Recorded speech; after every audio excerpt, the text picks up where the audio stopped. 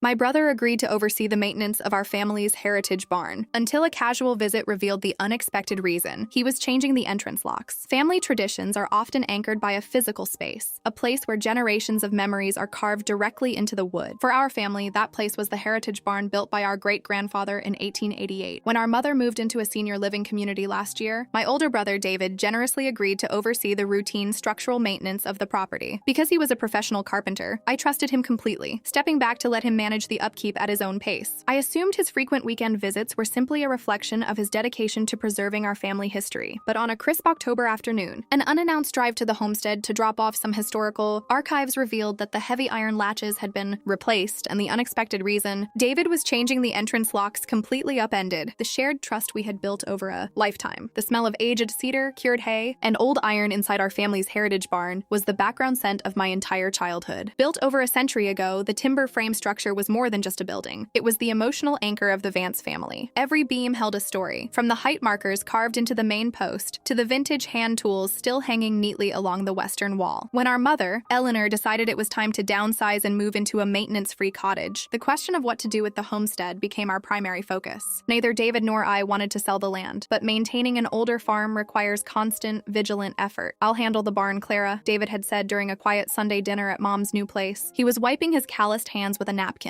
his tone carrying the flat, steady certainty of a seasoned tradesman. "The roof needs a few cedar shingles replaced before winter, and the main support sill on the north side needs to be watched for moisture. It doesn't make sense for you to hire a contractor when I have the tools right in my truck." "Are you sure, David?" I asked, feeling a wave of immense gratitude. "Between your own carpentry business and your family, I don't want this to become an exhausting burden for you. It's family property," he replied simply, adjusting his cuffs. "It needs to be kept up properly. Just leave the keys and the scheduling to me." For the first 6 months, the arrangement seemed flawless. Every couple of weeks, David would text me a brief update: "Realigned the heavy sliding door today," or "Applied weather sealant to the west window frames." Our mother was overjoyed, constantly praising David's dedication during our weekly phone calls. It felt like a beautiful example of adult-sibling cooperation. However, as the autumn progressed, a subtle shift in David's behavior began to emerge, a quiet narrative strategy designed to keep me at a distance from the homestead. "I've got a lot of heavy timber staging set up in the main bay right now, Clara," David mentioned casually when I suggested meeting at the farm to sort through Mom's old gardening crates. "It's a bit of a safety hazard if you don't have work boots on. Let me bring the crates over to your house next weekend instead." "Oh, okay," I said, slightly surprised by his sudden protective caution, but I brushed it aside. He was the professional after all. 2 weeks later, the pattern repeated. I asked if I could store a few boxes of historical school archives in the barn's dry loft. David replied almost immediately with a text: "Loft floorboards are currently pulled up for a joist inspection. Best to hold off on moving anything in until the spring." I began to feel a quiet, persistent knot of unease. It wasn't like David to be territorial about the farm. Growing up, the barn had been our shared sanctuary. Now, it felt as though an invisible perimeter was slowly being drawn around it. I tried to convince myself that his caution was strictly professional, until a beautiful Saturday afternoon prompted me to make an unannounced trip to the valley. The drive to the homestead was breathtaking, with the autumn leaves turning brilliant shades of amber and rust against the blue Virginia sky. I had spent the morning organizing a collection of vintage family photographs and land deeds, and on a whim, I decided to drive them out to the farm's old office space inside the barn. I hadn't seen the property in nearly 2 months, and I missed the quiet peace of the valley. As I turned down the long gravel driveway, I noticed David's work truck parked near the equipment shed. The farm was incredibly still, the only sound being the distant cawing of crows over the harvested cornfields. I walked up to the small side door of the barn, the entrance we always used because the massive main sliding doors were too heavy for daily use. I reached into my bag, pulled out my copy of the old brass skeleton key, and slid it into the lock. The key wouldn't turn. It didn't even fit into the keyway. I stepped back, squinting at the iron latch. The vintage weathered lock mechanism that had been there since my childhood was gone. In its place was a brand new heavy-duty commercial deadbolt, its polished silver surface shining incongruously against the dark, historic wood. "What in the world?" I muttered to myself, tapping the modern metal with my finger. Before I could call out for David, the heavy latch on the inside clicked, and the door swung open. David stood in the threshold, his tool belt strapped to his waist, a pencil tucked behind his ear. When he saw me standing there with my old key in hand, his face went completely pale, his eyes widening in a sudden flash of raw panic before his features instantly locked into a rigid, defensive mask. "Clara," he said, his voice flat, stepping slightly forward into the doorway, effectively blocking my view of the interior. "What are you doing here? I thought you had a grading seminar this weekend." "The seminar was rescheduled," I said, looking from his tense expression down to the new silver deadbolt. "David, what is this? Why did you change the locks on the barn without telling me?" "My key doesn't work anymore." He adjusted his tool belt, his posture stiffening as he pulled a narrative strategy together to justify the change. "The old brass mechanism was completely stripped, Clara. The internal internal tumblers were failing. It wasn't securing the door properly anymore. I had to put a modern deadbolt on to protect the structural tools I've been leaving inside. Even if that's true, David, why didn't you text me to give me a new key? I asked, the hurt evident in my voice. This is a shared family property. I shouldn't be locked out of our great-grandfather's barn. I was going to bring you a copy this Sunday, he said quickly, his tone turning dismissive as he tried to steer me back toward my car. Look, right now isn't a good time for a tour. I'm in the middle of a very precise timber alignment, and I have exposed cables across the main floor. Let's talk about it at dinner. He went to pull the door shut, but as he moved, a distinct, metallic sound echoed from the deep interior of the barn, a sound that had absolutely nothing to do with carpentry or timber framing. It was the unmistakable, rhythmic clack-clack-clack of a high-speed commercial embroidery machine, followed by the soft hum of an industrial steam iron. I looked past David's shoulder, refusing to back down this time. David, what is that noise? Who else is in the barn? Recognizing that his initial excuse had completely collapsed, David let out a long, defeated sigh, his shoulders slumping as he stepped aside. Just come inside, Clara. But please don't say anything until you let me explain. I stepped through the door, my eyes adjusting to the filtered sunlight streaming through the high hayloft windows. The main bay of our historic timber barn had been completely transformed. The dust had been meticulously swept away, and heavy insulated canvas curtains had been hung to divide the space. Behind the curtains sat a pristine, climate-controlled workspace. Two massive, multi-needle commercial embroidery machines were actively running, stitching intricate floral patterns onto stacks of high-end linen tote bags. Boxes of colorful thread lined the old tool racks, and a large cutting table occupied the center of the floor. Standing near the steam table was Sarah, David's wife. When she saw me, she dropped the iron, her face flushing with a deeply uncomfortable look of pure embarrassment. Clara, Sarah whispered, her hands fluttering to her apron. We